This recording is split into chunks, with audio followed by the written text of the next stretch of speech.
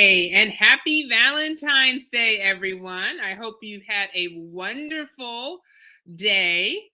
Telling your loved ones that you love them and that you care for them. Also, I hope you had a great Super Bowl yesterday and enjoyed yourself and had fun and just enjoyed your friends.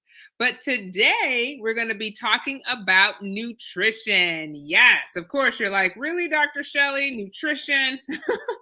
So, needless to say, I look forward to any of your nutrition questions. If you don't catch this Facebook Live, feel free to put any comments or questions in the comment section or post to the comment section. I'll be happy to answer your questions and give you my 2 cents on it. Well, anyway, is this your first time joining me for the Facebook Live? I am your host, Dr. Alicia Shelley. I'm a board-certified internal medicine, obesity medicine physician in the suburbs of Atlanta, Georgia. And so I also have the Thrive for Life online program, as you see here, which is starting tomorrow. I'm so excited because we're getting ready for an 8-week program where we're going to learn more about how to thrive, how to live healthy, and to have a transformation. So without further ado, let's get started to talk about nutrition. Now, how would you describe yourself? Would you say when we talk about nutrition, you're like, I'm totally on top of this. I know what I'm doing. I'm like this person on the bottom right here where I have my little food journal. I know what I'm eating.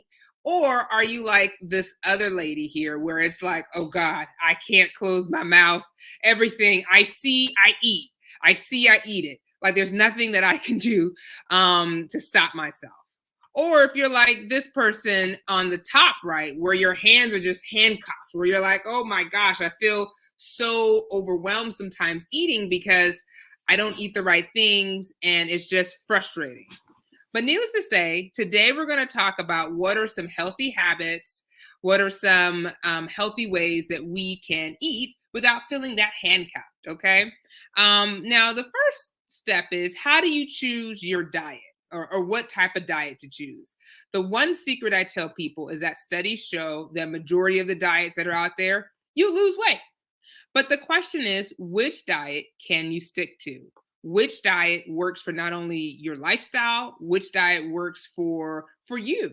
I know personally, I had tried the really low carb diet, and it wasn't even all that low carb. I think it was like less than 100 grams per day, and I struggled. I was like, oh gosh, I don't know if I could do this. It just wasn't for me. Whereas I have a family member, she's able to do the keto diet, less than 20 grams of carbs, no problem. In fact, she thrived on it. She lost 30 pounds with the keto diet because it worked for her. So you really want to find ways or diets that you're able to, that's going to work for you. And so a couple of things to keep in mind. Number one, you need to have your personal preferences, your cultural factors.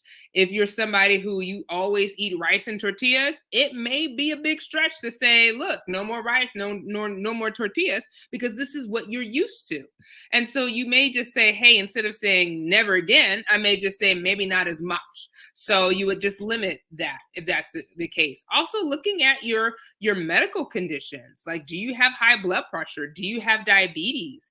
You know, there's certain diets that actually help with reducing your high blood pressure, such as the DASH diet, that looks at lowering your sodium level to less than 2.5 grams of sodium per day. Or if you're a diabetic, you may want to do the low carb diet, where you're lowering your carbs with 45 grams of carbs per meal. So it just depends on what's going on. And then, of course, cost. So the paleo diet, which is basically eating like the caveman, can be quite costly because meat.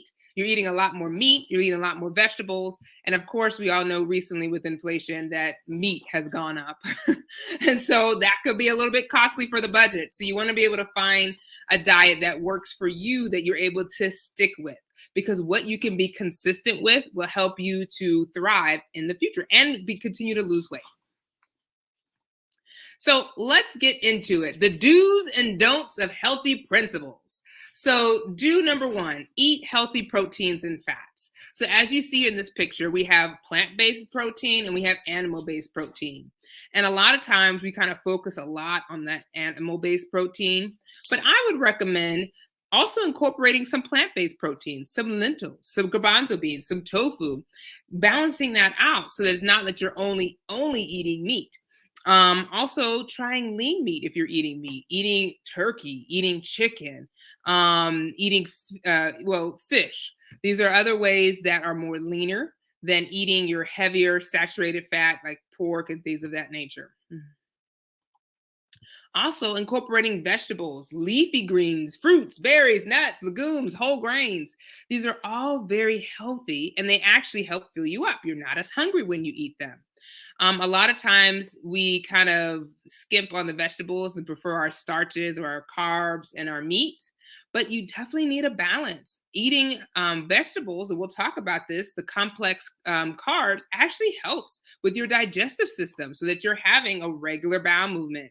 So it's important to kind of eat your vegetables, eat your fruits, making sure you get 3 to 5 servings of vegetables and fruits, which is important. Next, like I mentioned, complex carbs over simple carbs. So as we see here under simple carbs, those are like your cookies, those are like your candy, those are like your cakes. These are very simple carbs. They're broken down rather easily. They kind of spike your blood sugar.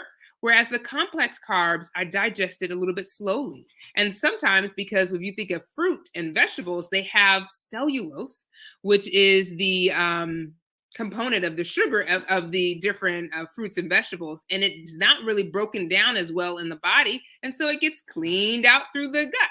And of course, it allows you to have a regular bowel movement. So these are always very important. Also, it takes longer to digest, and it's a lot healthier for you. Now, thinking about low glycemic over high glycemic index foods.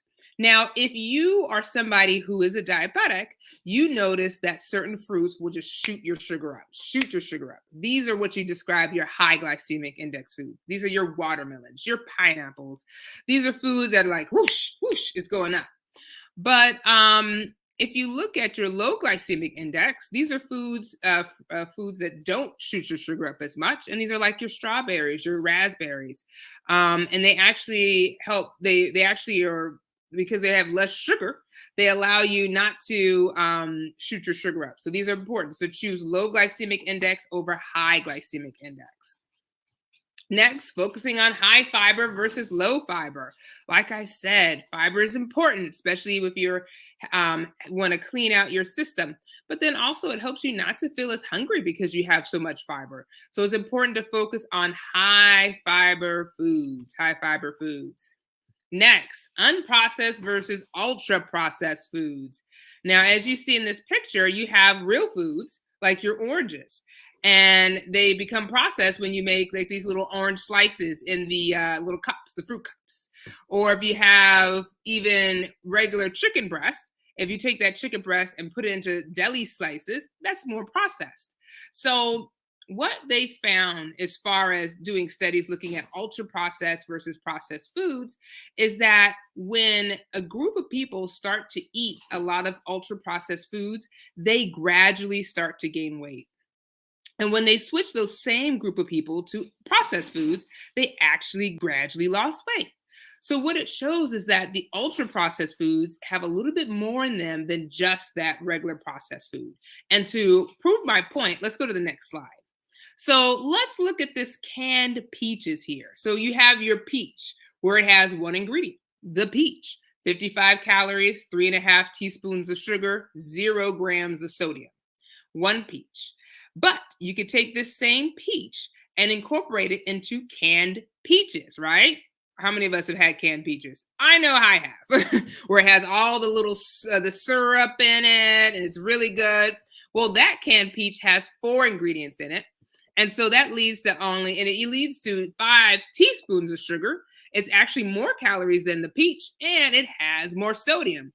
So now we took the same peach, we made canned peaches. Now let's make a packaged peach pie. Well, you can see the difference. 16 ingredients in that pie, 300 calories in comparison to the 55 you have with just the one peach.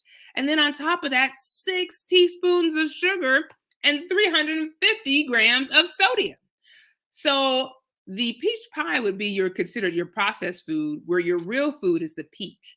And so just tell me, which one do you feel is better for you? The peach pie or the actual peach? I'll let you think about it.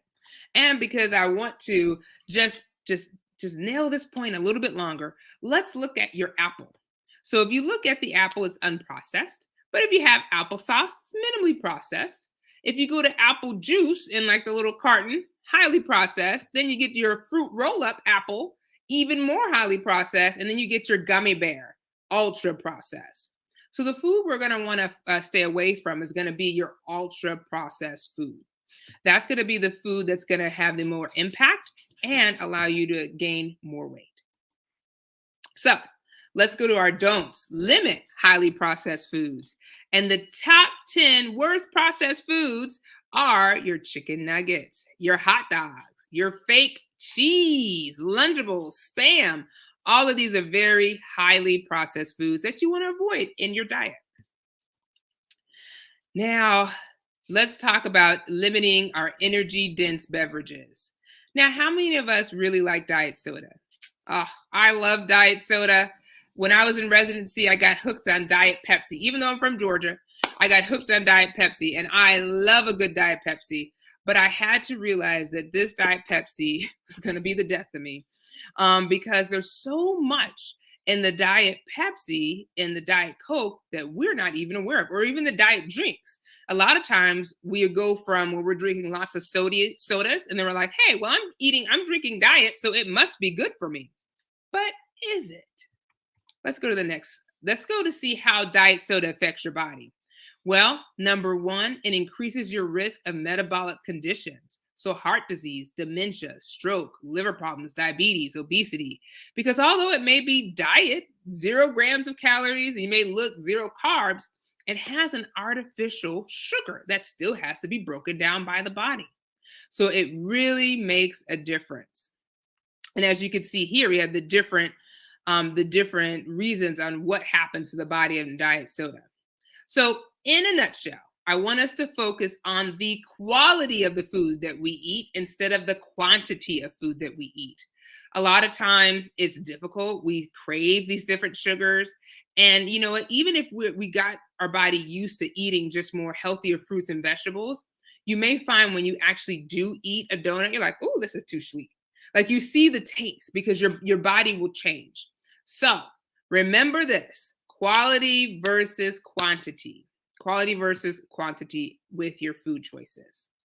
And I thank you so much for joining me on this Facebook Live Monday. I know it's Valentine's, so thank you for joining me today. And I would say, hey, if you're interested in wanting more, join us for the Thrive for Life 8-week online program. And you can register at thriveforlifeprogram.com. And we're starting tomorrow. So get on the bandwagon. We look forward to seeing you. All right, now, have a wonderful rest of your day and see you later.